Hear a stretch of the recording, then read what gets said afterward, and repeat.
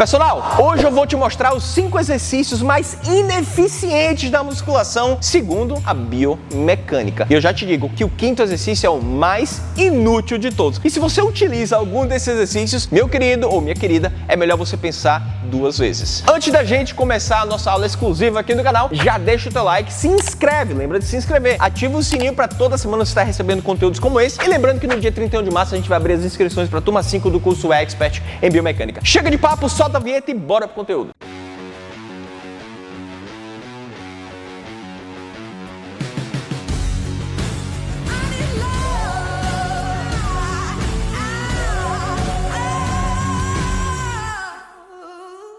Pessoal, começando aqui no primeiro exercício da nossa lista, tríceps no banco. Eu já te adianto, que o último exercício da lista, ele é o mais inútil de todos. Mas vamos começar aqui no tríceps no banco. E por que ele é tão ineficiente, além de ser perigoso para a articulação do ombro? Primeiro porque é o seguinte, o grau de hiperextensão do ombro, sem que haja alguma compensação na cintura escapular ou algum mau alinhamento do ombro, é de no máximo aí uns 30 graus e alguns estudos relatam até 50 graus. Mas isso é só em pessoas hipermóveis.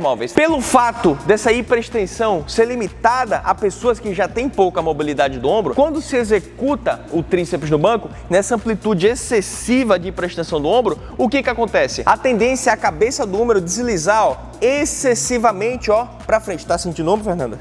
A cabeça fica, excessivamente deslizada para frente por conta dessa hiperextensão. Porque à medida que o ombro vai fazendo essa hiperextensão, a escápula não tem, descansa, a escápula não tem mais para onde se mover para continuar acoplando perfeitamente a cabeça do húmero dentro da cavidade glenoide da escápula. É por isso que essa amplitude de hiperextensão do ombro é bem limitada. O limite, por exemplo, é basicamente esse aqui. À medida que o cotovelo vai subindo, a escápula vai inclinando para frente para conseguir direcionar a cavidade glenoide, para conseguir continuar acoplando a cabeça do ombro, só que chega um momento que ela não se move mais, mas o ombro continua. Então ele fica excessivamente deslizado para frente. E aí o que acontece? Pessoas que já apresentam um quadro de síndrome do deslizamento anterior da cabeça do ombro, quando executam esse exercício, tendem a piorar esse quadro postural, que também está associado à hipercifose torácica. A cápsula anterior aqui da articulação do ombro, em sujeitos com esse quadro, já se encontra basicamente frouxa. E se você faz um movimento com sobrecarga que repete essa mesma disfunção que o ombro já apresenta, a tendência é o quê? Piorar esse desvio postural. E essa mesma lógica você aplica para os outros desvios posturais existentes no nosso corpo. Então é por isso que, apesar de muita gente sentir bastante o tríceps aqui, o custo-benefício dele não é bom. É para isso que existe, por exemplo,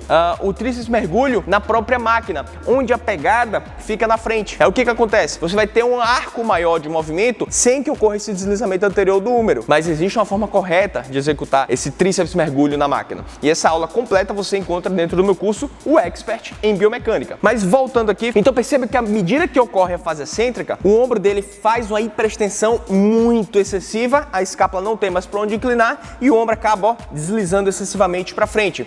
Só para você ver o quão ineficiente é. Para que o Fernando realmente sinta bastante o tríceps aqui, ele vai precisar colocar muita anilha no colo dele para fazer. Não sei se já viram vídeos no YouTube onde os bodybuilders colocam um monte de anilha, 100, 200 quilos de anilha e fazem várias repetições. Se torna um exercício com um custo-benefício muito baixo e perigoso para a articulação do ombro. E eu não vou abordar aqui nesse caso a questão do alinhamento da coluna, né? Tá totalmente desalinhada. Hipercifose, acentuada ali na coluna torácica, uma flexão da coluna lombar e pela lordose da coluna cervical. Isso pode não ser perigoso nesse caso, por quê? Porque não está tendo sobrecarga aqui na coluna, mas ainda assim não é certo. Ou seja, é um exercício em que o aluno faz, que põe em xeque a integridade da articulação do ombro dele, os tecidos moles, além de deixar a coluna totalmente desalinhada, tem que colocar muita sobrecarga. Novamente eu vou repetir, é para isso que existe o tríceps mergulho na máquina. E aí você pode estar se perguntando, João, mas o Arnold Schwarzenegger fazia esse exercício e vários outros atletas. Meu querido, tu acha que o tríceps desses caras era daquele jeito por conta do tríceps no banco? Ou você acha que bodybuilder é algum parâmetro para análise biomecânica de movimento? Salvo exceções que realmente têm um conhecimento de biomecânica e são fisiculturistas, mas a grande maioria não é assim. Inclusive, tenho certeza que os teus alunos não são fisiculturistas. Então, pra gente finalizar aqui o tríceps no banco, o custo Custo-benefício muito baixo, é melhor fazer o tríceps mergulho na máquina, mas do jeito certo.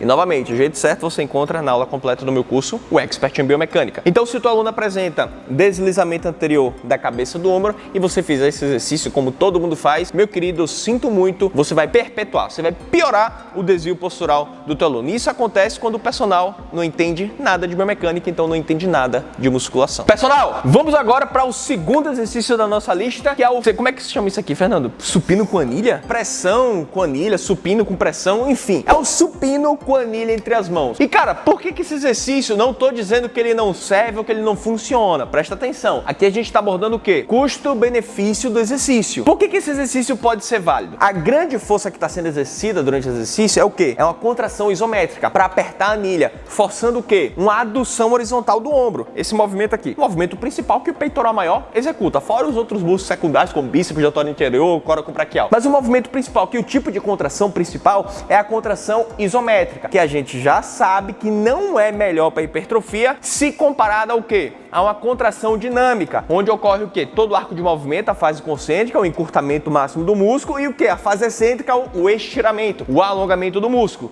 A isometria não é melhor que o tipo de contração dinâmica. E o tipo de contração exercida nesse exercício é uma contração isométrica, apertando a anilha em um movimento isométrico, tentando forçar o quê? Uma adução horizontal do ombro. Você percebe que, de fato, o movimento é o quê? Uma abdução horizontal do ombro e uma adução horizontal do ombro, junto com o movimento de flexão e extensão da articulação do cotovelo. Contração isométrica constante, fazendo a compressão da anilha, e a gente também, durante a fase concêntrica, tem uma contração dinâmica? Tem, junto com a contração isométrica. Porém, perceba a sobrecarga que é utilizada. Ah, João, mas o cara pode botar uma anilha de 20. Pode botar uma anilha de 20. Agora, você acha que o cara vai conseguir segurar, sem deslizar, 40 quilos nesse exercício aqui? Ou 60 quilos? Fernando, tu acha que tu consegue segurar 60 quilos aí? Pra fazer isso daí com a anilha? Depois da terceira, quarta, cai no meu peito e fica ali mesmo. Quanto é que você fez o supino inclinado ontem? O teu PR? 150 quilos. 150 quilos no supino, que é o exercício padrão, se você quer hipertrofia do peitoral, em uma contração dinâmica. Você acha que o Fernando consegue segurar 150 quilos nesse exercício? Você não acha melhor pegar o teu aluno e colocar para fazer um supino reto com barra com 40 quilos? 20 em cada lado mais o peso da barra? Você acha que o teu mesmo aluno consegue fazer 40 quilos segurando a anilha aqui? Tendo o mesmo arco de movimento, a melhor tipo de contração, que é a contração dinâmica e tudo mais, sem o risco da anilha deslizar e abrir um buraco na caixa torácica do teu aluno? Então, meu querido personal, isso é uma questão de bom senso, é uma questão de análise biomecânica e da interpretação do custo-benefício do exercício. Novamente, não estou dizendo que esse exercício não funciona. Quando é que você poderia, por exemplo, usar esse exercício? No final do treino, o Fernando fez todo o treino de peito. Não vai conseguir mais fazer um supino com muita carga. Vamos dar um fatality final? Pega, dá uma anilha de 20 quilos pra ele vai até a falha, faz o rest pause, o cluster set, enfim. Só para dar o fatality final. Mas ainda assim, não tem muito sentido. É preferível colocar um exercício em que ele coloque mais sobrecarga e faça uma contração dinâmica. Vamos agora pro nosso terceiro exercício, que também é para peitoral e é muito utilizado por fisiculturistas. Pessoal, esse aqui é o nosso terceiro exercício da lista. Eu tenho certeza que você já viu esse exercício. É supino de ladinho. Não existe o leg de ladinho? Se a gente sabe que o leg de ladinho é invenção, aí tu acha que esse exercício aqui também não é algo que não tem sentido nenhum fazer? Por que eu tô dizendo isso? Repare o seguinte, o movimento começa aqui, correto? Aqui a gente tem o quê? O ombro dele já tá no limite da adução horizontal de forma eficiente. A partir do momento em que ele continua a fase concêntrica, como se quisesse cruzar o braço, ó, passar para cá, a escápula abre, o serrátil muito ativado. Nesse ponto aqui, ó, o peitoral dele já tá em máximo encurtamento só para segurar essa resistência nessa posição, ó. A partir do momento que ele começa a fazer esse movimento excessivo de adução horizontal do ombro, a escápula precisa abrir para continuar esse movimento, como se fosse precisasse abraçar. Se ele pegar outro braço, ele abraça. Esse é um movimento executado principalmente pelo serrátil anterior. O peitoral já está em máximo encurtamento, tem insuficiência ativa. Ele não tem mais para onde ficar contraindo aqui. Ou seja, a amplitude de movimento desse exercício é pífia. Aí é mais eficiente fazer como ele estava fazendo, onde você inclusive usa pouca sobrecarga, ou a máquina topada, o peso, ó, no final, ele fazendo a execução completa do movimento, ó, abdução horizontal do ombro e a adução horizontal do ombro na contração dinâmica, permitindo o máximo alongamento do peitoral e o máximo encurtamento com a sobrecarga muito maior, utilizando o máximo de fibras musculares do peitoral. É aquela questão que eu venho falando desde o começo do vídeo. Custo-benefício. Supino de lado, quando você vai fazer, o movimento fica muito curto. Se torna um movimento de adução horizontal excessivo, onde vai exigir a participação do serrátil anterior, porque precisa ocorrer uma abdução da escápula para ele poder fazer esse movimento completo. Ó, o serrátil muito ativado, ó, e o peitoral ele já está em insuficiência ativa. Não tem mais como formar a ponte cruzada, para ele continuar contraindo. Acabou. O movimento que ocorre é mais na cintura escapular para executar o exercício. Então o foco acaba se tornando o serrátil anterior. Sobrecarga não vai conseguir utilizar muita. Então é aquela coisa, ao invés de fazer, João, isso é uma variação para ele utilizar, não é porque é variação que ela tem sentido em ser executada. Tem variações que têm lógica para executar. Por exemplo, uma variação que você pode utilizar, o cara está fazendo esse exercício do jeito certo, a amplitude correta, você pode usar um rest pause, que é um método de treino um dos melhores para hipertrofia, ou cluster set. Não fazer essas invenções que não vai ter sentido algum, não vai trazer benefício para o aluno. Imagina, se o cara tem hipercifose torácica, se ele fica fazendo esse movimento que exige a abdução excessiva da escápula, de forma crônica, você pode acabar piorando o quadro de hipercifose do teu aluno.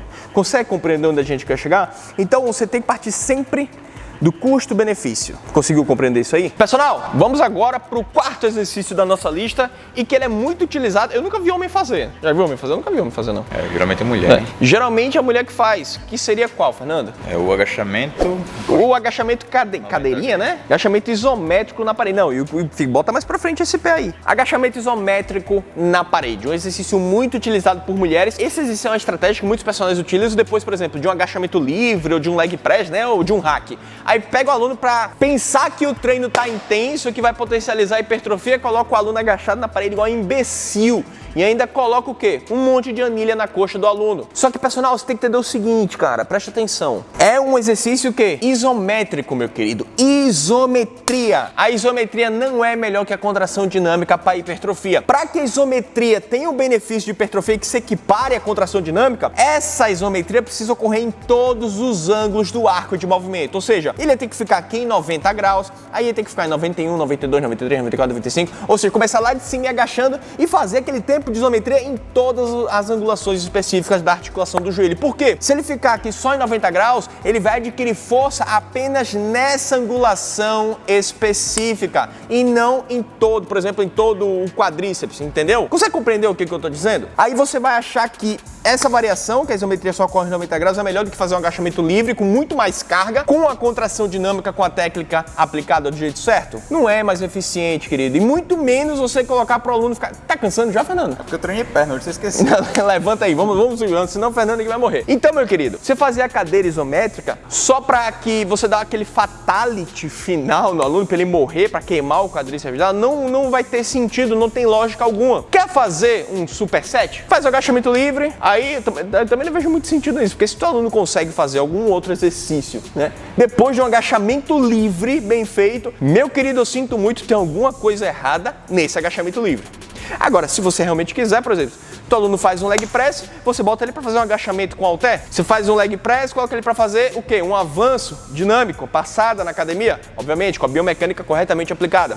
Agora, quando você faz o agachamento isométrico aqui na parede, além de gerar uma compressão muito grande na patela, mas...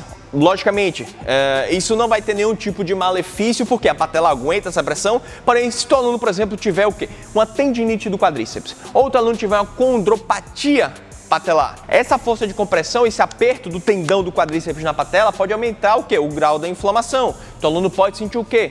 Desconforto. Tudo isso tem que ser pensado. Esse é um exercício direcionado para quadríceps, não é direcionado para o glúteo, justamente porque quando o aluno fica agachado, ele vai ter que fazer o quê? Força na ponta do pé para não o quê? Deslizar para frente.